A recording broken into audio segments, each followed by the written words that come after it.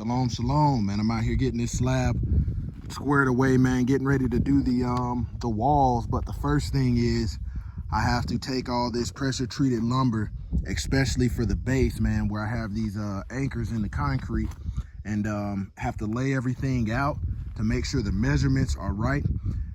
Drill all my holes, and then from there I'm gonna treat it with some roof coating, like some rubberized latex waterproof roof coating. So right now I'm just laying out all the end pieces, and then what I'm gonna do is I'm gonna take my measurements from and make sure all the pieces are correct, and then based upon here I can set it how I want to build the spacing for the wall. So if I go 16 inches on center all the way down for 8 feet, and then 16 feet over here, I'm just mapping everything out right now. This is just the prep work to make sure everything is good, because you don't want to be struggling trying to lift up a wall and you don't even have these points in there yet. So it's easier to do it this way for me. And like I said, once I'm done with this, I'm gonna treat this piece of wood with some I got some roof coating. I'll show you that, and that way it doesn't slowly deteriorate. Even whether pressure treated lumber will deteriorate over time. It just deteriorates slower. So by putting that rubberized coating on the bottom, especially where water and moisture and humidity will be, it's gonna help out a lot. So let me get back to working, man, and when I get everything all cut out, we'll go from there. Stay tuned. All right, we back at it. So I'm gonna show you, when you are building, everything is not perfect. You know what I'm saying? When you are learning, there's a lot of stuff you're gonna have to do in order to, enhance your knowledge level. So you see right here, I got these anchors, and they are, they're not sticking out far enough. So something that I can do in the future is, if I know that a piece of 2x4, when we look at the side width is about 1.5 inches, what I can do is mark off about 2¼ inches from the top of the anchor that goes into the cement, to make sure I don't bury it too deep. Now what I'm gonna have to do is I'm gonna have to take a wider bit and pretty much try to go down around the edge of the wood and get this thing to where the washer will actually seat in the wood, and then I can put the bolts over it. And I'm gonna have to do this for pretty much all 3 of these, because it was just an error in my knowledge of making sure that the depth was correct, the setting depth on these anchors was correct. So just showing you all the wins, all the failures you see over there, man, those ones are good, they're sticking up. But over here, yeah, man, we definitely the learning curve has to be had. So we're getting it done, man, out here building this greenhouse, making it happen. All right, so I'm gonna take a minute and show you what I'm talking about as far as the depth of these anchors right here. So what I have right here is I got some of these long ones, and the long ones, especially on the end where the concrete is about 5 inches thick down there, 5 to 6 inches thick, and on this end it's more about 4 and some change. These, I don't have any problems with them not sticking up far enough. So you can see right there, that comes up well below it. And on the other end where the concrete is thicker, that works perfect. But on these ones, if you put them dead towards the bottom, see how much you just have barely enough lip. So what I'm going to do next time is I'm going to mark them how far I want. I know the piece of 2x4 is about 1.5 inches good. So I want to set them about right there, and I can draw like a red line or with a Sharpie, letting me know right there is the deepest where I want to actually set it. And as long as I can see the black line, I know I'll be good, so I don't run into situations like that. But just having to work around it as you do on projects, stay encouraged. All right, we're back, man. Got the whole thing pretty much framed out for where the bottom plates are gonna be, and then we'll build the walls off of this.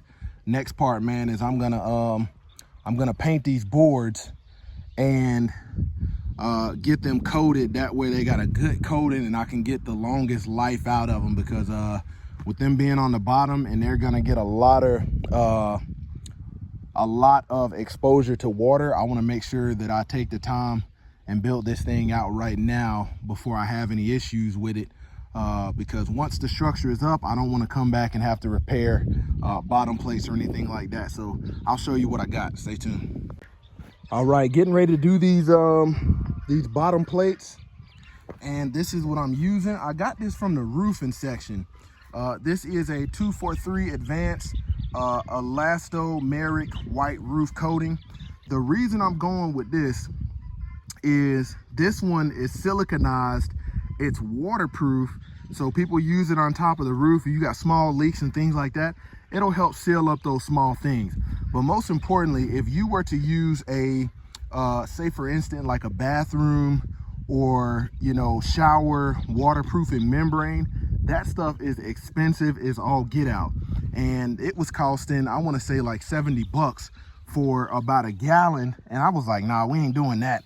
So what I did was I went with this Advanced elastomeric white roof coating, and this is white, and this one ran me about 27 bucks. So I can get a lot further with this right here, and it'll help protect the wood in the same way as if I were using that bathroom waterproofing membrane, except this one is designed for roofing, so it can withstand a lot of heat and stuff like that, because the roof gets exposed to a lot of sun. So I'm about to crack this open and get to it.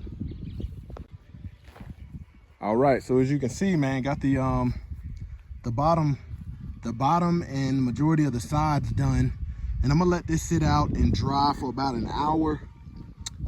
Got it done, like I said, with that white, and it's like a latex, like a thicker version of latex paint, and just put it on with a regular brush.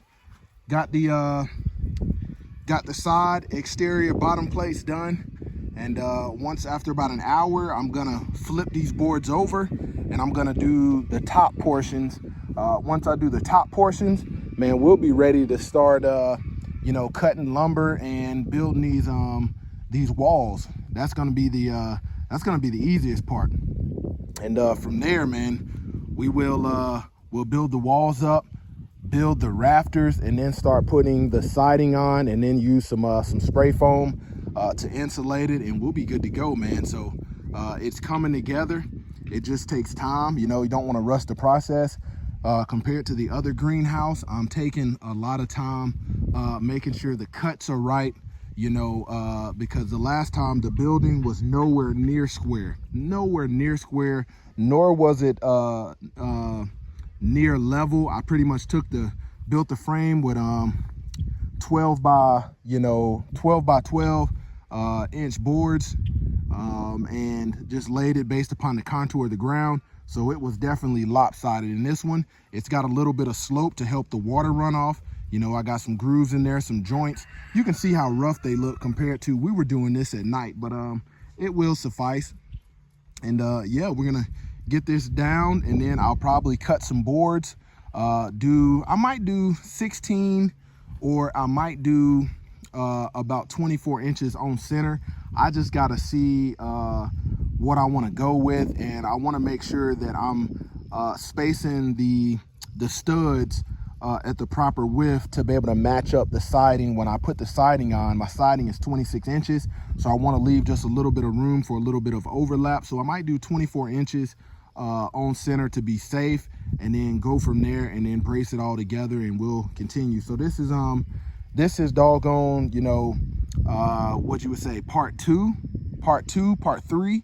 Yeah, I don't know. I'll title this thing and see what I got far as the build up to this point, and go from there. But just wanted to motivate you, man, show you that you can do it yourself. Stay encouraged. There's a lot of wisdom in doing this stuff yourself versus letting somebody else come and do it, build it together. It's prefabricated. You really don't learn how stuff works. You really don't learn how to use tools like your circular saw.